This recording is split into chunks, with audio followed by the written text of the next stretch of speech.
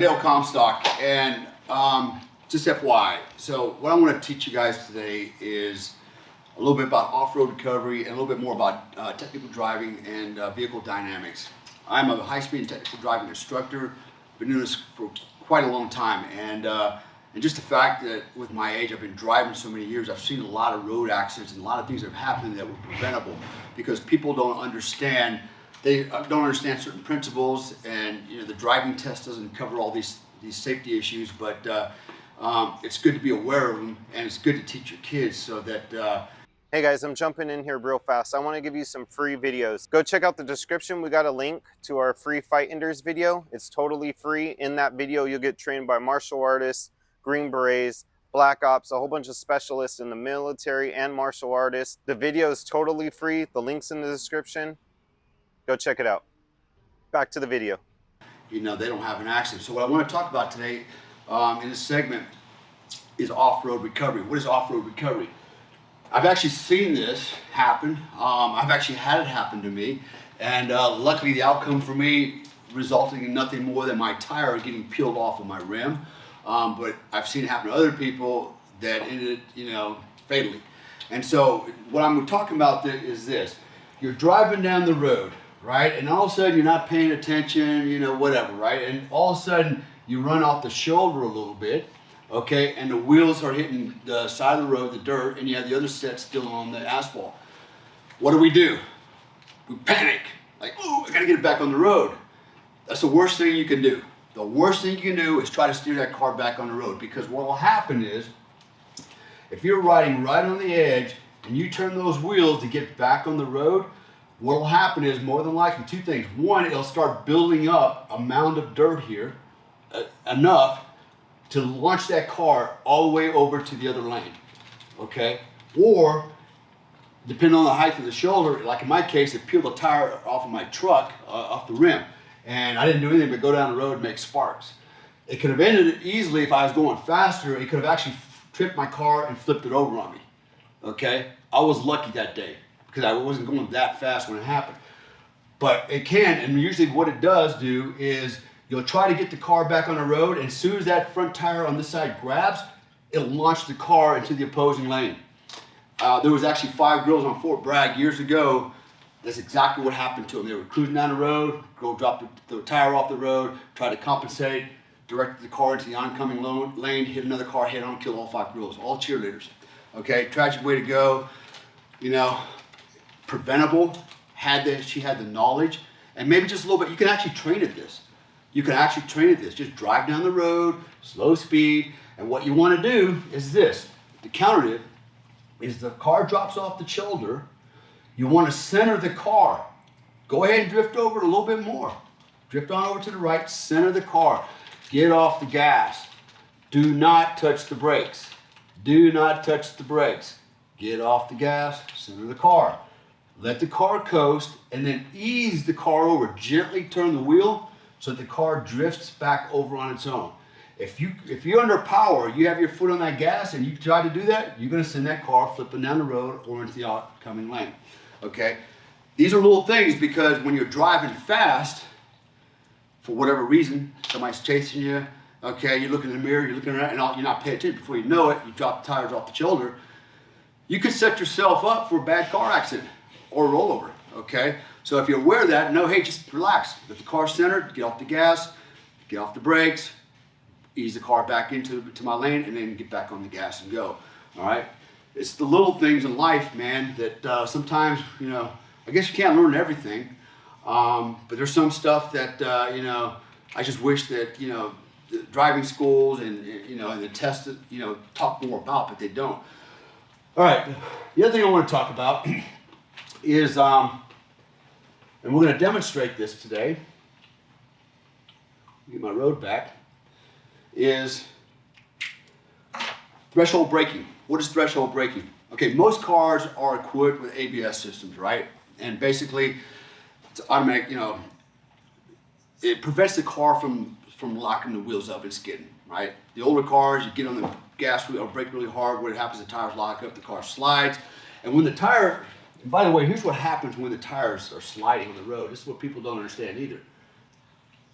Okay, so there's my tire, Okay, not a good one. It's a tire.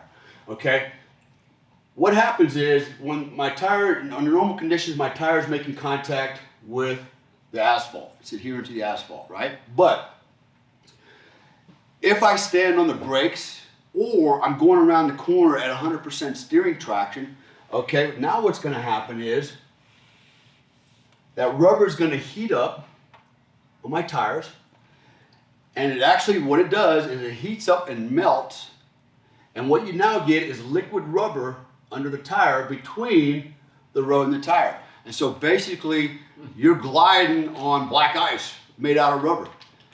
That's why the car slides. It's creating its own liquid from the heat, okay, because the inertia and the kinetic energy the rubber's liquefying and it's building up underneath the wheel, just like rain. The rain does the same thing, right? You start hydroplaning, right?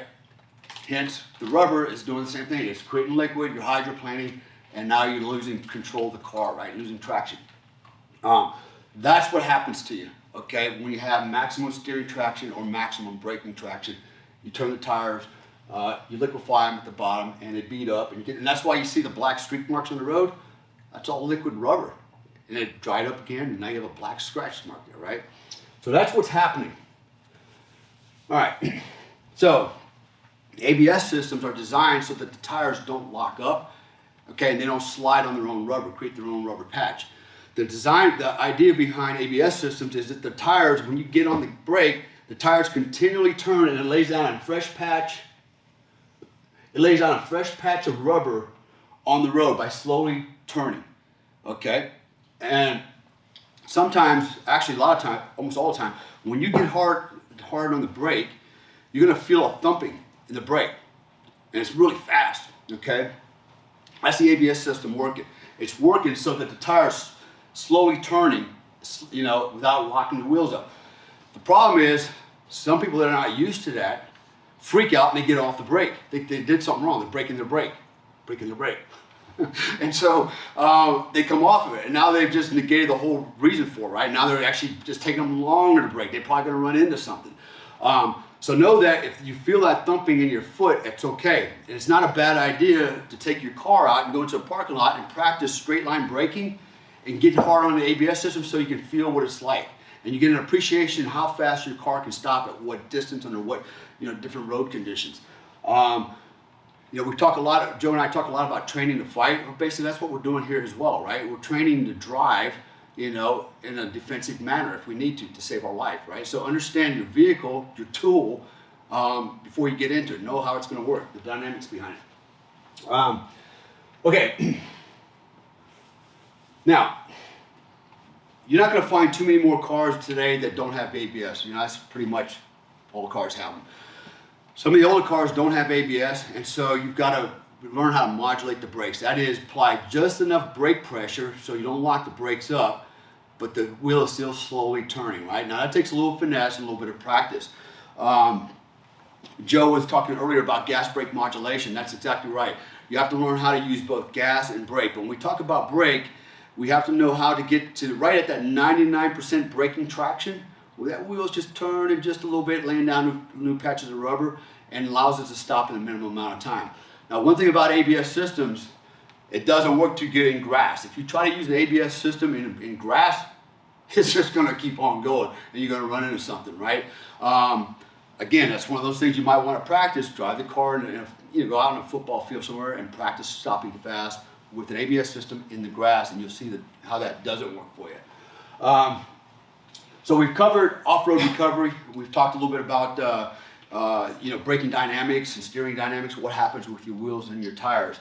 Another thing I want to talk about real quick is forward 180s and reverse 180s, right? Evasive maneuvers, how to get out of a situation. So first of all, let me kind of just paint a picture here. You're driving down the road and, somebody pulls a car out, maybe another car out here, it's a roadblock. Okay, it's not cops because we don't evade the cops, right? But they're bad guys. All right, you're coming down the road and it's like, oh, they're trying to stop me. Now you got a couple options here, right? First of all, if you're gonna run a roadblock, you always want to hit the car in the trunk, not where the engine's mounted, right? It's the least amount of weight. So if they park it nose to nose, go to the outside, okay? Now, really, to be honest with you, if you had to go to if this was the engine compartment up here on both cars, and they were like this, and you couldn't go around, and you had to go up the center, what you're gonna do is you're gonna bring your car up, you're gonna slow it down to like 10 miles an hour, right here, and then you're gonna drive forward, and then you're gonna get on the gas and push your car through those two cars. You're gonna open them up and just stay on the gas. You never get off the gas until you push through. Yeah, it's gonna leave some scratches on your car, but you know, at least you're still alive to talk about it. If you come down the road and you decide you don't wanna do that and you wanna go the other way, and I'm thinking again, you know, I like to think about the here and now, the world we live in now, okay? I'm not thinking about the past so much, although I take my past lessons learned and I bring them forward and I look, how can I apply them to what's going on today and what I anticipate tomorrow. So today, what do we see? We see a lot of roadblocks, right? We see all kinds of crap going on in the roads. We see people, you know, protesting in the roads, blocking traffic, you know, really bringing, you know, arresting people that have nothing to do with the riots, but, you know, they want to take you out of your car, they want to take your car, they want to beat you up, or whatever, right? You find yourself driving down the road with your family one day and like, oh shit, you know, there's signs out there, they're looking pretty angry and I'm not gonna make it through this mess. I gotta get out of here right now. What am I gonna do? All right, we're gonna talk about, first of all, the threshold braking. Not so much of an issue if you have ABS, and if you don't have ABS, understand you wanna modulate your braking at 99% braking traction. So I'm cruising down the road, I see something's going on, I gotta stop right now and I gotta get out of this. Now I have two choices. Okay, one is I can do what's called a forward 180. Basically, I'm gonna spin the car around into the other lane and then head out. Okay, how do I do that? If you have an emergency brake on your car, you wanna slow the car down to about a reasonable speed, 25, 30, 35 miles an hour. You could probably get up to maybe 45 miles an hour and still be safe. And what I'm gonna do is I'm not gonna touch my foot brakes, all four brakes. What I'm gonna do is touch my handbrake or on my emergency brake in the car. I'm gonna engage that. As soon as I engage that, I wanna turn my steering wheel a quarter turn into the oncoming lane. A quarter turn into the oncoming lane after I've engaged the rear brakes. When I feel the rear tires sliding, and you'll feel that because you'll actually feel it in your seat, it'll get real smooth. It's funny, your skeletal system is the most sensitive system in your body. In fact, race car drivers, they rely on their fingers and their skeletal system to tell them what's going on with the car. They're feeling for vibrations. So when we drive, and we'll talk about this later in our other segment, you want to drive with your fingertips on the steering wheel, not gorilla gripping it. Also, you're going to basically drive by the seat of your pants to feel what's going on with the car. So when you feel the car getting smooth, and you probably hear it squeal a little bit, you'll know the back end slide. You're going to give it a quarter turn and let that back end flip around. And once the car is only in this direction, you're going to drive away. When I say drive away, I mean drive away, just ease on the gas and pull away. What you don't want to do is get on the gas and spin tires, because you're not going nowhere, you're spinning tires, right? Depending on the power of your car. The idea is don't spin the tires, just get on the gas and ease out and accelerate away. So that's a forward 180. Now, a reverse 180. We drive up, same thing happens. We have the threshold brake. All right, we stop as quickly as we can. As soon as we stop, what we're gonna do is throw the car in reverse. We're gonna either look over our shoulders or we're gonna use our rear view mirrors, whatever you're comfortable with. And what I'm gonna do is I'm gonna get on the gas, I'm gonna bring the car to 25 miles an hour. 25 miles an hour, that's all you gotta do, 25 miles an hour. And you can practice this without actually doing the turn. Just practice driving backwards at 25 miles an hour and get a feel for what it feels like. Once you got that down in practice, you can do it for real. So 25 miles an hour, I go backwards. Now what's gonna happen? When I'm at speed, I'm going to do two things. One, I'm going to immediately come off the gas. As soon as I come off the gas, what happens is all that weight, inertia, is going to go to the back of the car. I'm going to weight the back springs on the car and unweight the front springs of the car. Okay, which means the front end is going to get light. So as soon as I come off the gas, a quarter turn, steer into the other lane. I'm going to steer into the other lane. And when I do that, because the back end is weighted and the front is light, what's going to happen is the car is just going to spin around like this into the other lane. I'm oriented in the right direction, and I'm going to get on the gas gently and drive away. So we'll talk more about that in another segment. We'll actually do a practical so you can actually see what it looks like. But understand the dynamics behind it. So you have a forward 180, you have a reverse 180. Sometimes you might find, I've actually had to use that before. I've actually had to do that. I had guys chasing me one night. I won't go tell you why they were chasing me, but they were chasing me.